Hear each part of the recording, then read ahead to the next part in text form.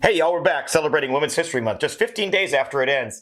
And just like most of the country's opinion of equality, it's better late than never. So I think I'm gonna burn one down and break down Top Chef Season 19, Episode 6, Trailblaze-hers. We meet Joe's fiancé and get a sense of how hard it is to be away from your loved ones, especially in times like these when you really need a connection to remind you that we're still okay in a state that says keep your government out of my life, but then passes legislation that makes it illegal to be who you are. We meet our quickfire judges, Nina Nguyen and Kelsey Bernard Clark, just seconds before we get to find out which Last Chance Kitchen contestant gets to come back into the game. Let's put 60 seconds on the clock and catch ourselves up. First episode, Leah, and second episode, Stephanie need to make a rattlesnake and an alligator into a rattle snack and an alley goodie. Tom shows off his fragility. I hope you're happy to see me, even though it's not under the best of circumstances. The rattlesnake is dope and Leah wins. Samwise Gamgee rolls in like a potato and has a little bit of an ingredients fight with Satan. I mean Leah. Sam adds a special ingredient. Because I feel like funk is another component that people don't talk about. Hallelujah! They both have to make potato dishes and it's almost too close to call, but the devil's in the details and Leah takes home her second win in a row. Sarah and Robert do a zigzag pattern back into the competition where they have to compete with the reigning champ. They have to make two dishes, one sweet and one savory. The sweeter of the two of us will judge the sweet dish. Thank you. Yeah, sure. Sarah jerks her family's jerk recipe out of a hat and she wins the savory dish. Leah makes dope-ass donuts, but Robert's flat pancakes send him home. That brings us to Ashley, back again. Check it, let's begin. With only 3 minutes to shop, Leah forgets salt and pepper and she is bummed. Ashley goes for broke and picks Tom's nemesis, the okra. But this episode ends in a cliffhanger. Part 2 starts with Leah getting sent home, which means Sarah has to swap stations with Ashley, who only had 4 ingredients, and one of them is the dreaded okra. Never cooked with okra, so. First time's a charm. Is it? She pulls off a tasty dish either way, but she couldn't beat Ashley's salmon, and that's why she is back in the game, and we are all caught up. I am back. Back in episode 6, we learned that the quickfire challenge is to make a sweet and savory dessert with one special twist ingredient. Corporate sponsorship! Our friends at Talenti are back again to be included in the episode for inspiration. I don't know about you, but I take more of a Wayne Campbell approach to corporate sponsorship. Contractor, no. I will not bow to any sponsor. You know, one way these competitors can bring their game to another level. The contestants pair up with their flavor counterparts and get wild with the desserts, and Jake calls Jackson a little horse. You know, Jackson is like a little horse. And Evelyn tries to steal someone's fiancé. Jackson and Jay make pistachio cookies and cream. Evelyn and Joe make bonellos. Damar and Monique do cornbread with corn ice cream. Luke and Buddha make a miso cake crumble. Ashley and Nick do a bundt cake with pork rinds in it, which tastes like cereal, and they win duh. For this week's challenge, they draw knives to determine their inspiration for their dishes. Amazing Texas women who have made history of being badass. They study their historic women and make a plan to wow the judges with a dish that complements their historic figure in a unique way. Jackson really admires that his inspiration, Barbara Jordan, had guts, kind of like entering a cooking competition with no sense of taste or smell. Gulp slam. At this point, Ashley raps.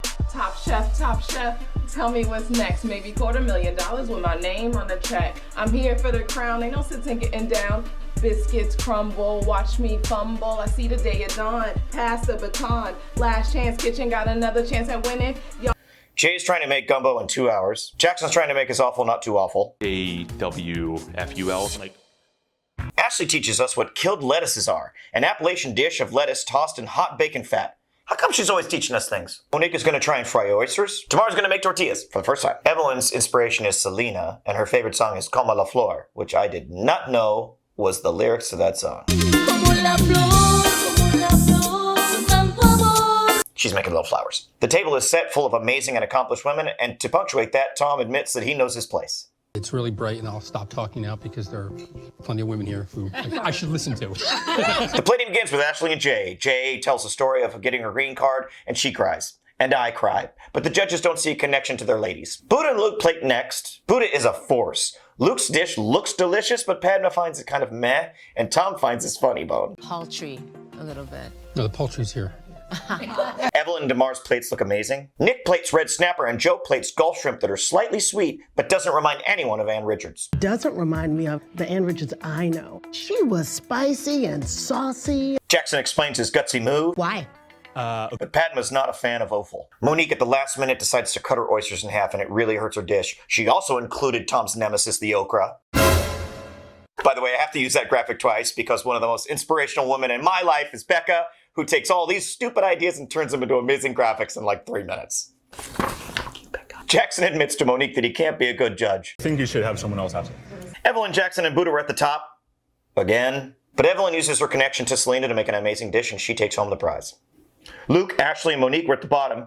Luke's dish was kind of meh. Ashley, luckily, had immunity. And Monique, all of her mistakes really hurt her dish, and they sent her home. All jokes aside, this was a special episode that filled me with inspiration and reminded me that to persevere against the worst of odds is not just the world making things harder because it wants to. To blaze a trail is to struggle through an unbeaten path, and all of you that do make each of us a little stronger. Instead of liking and subscribing, maybe this week find someone that needs a little encouragement and tell them that you believe in them. Better than making it shit here. Monica, I've hungered so for this. Monica, the wonder of your kiss. Monica, was Paris always there?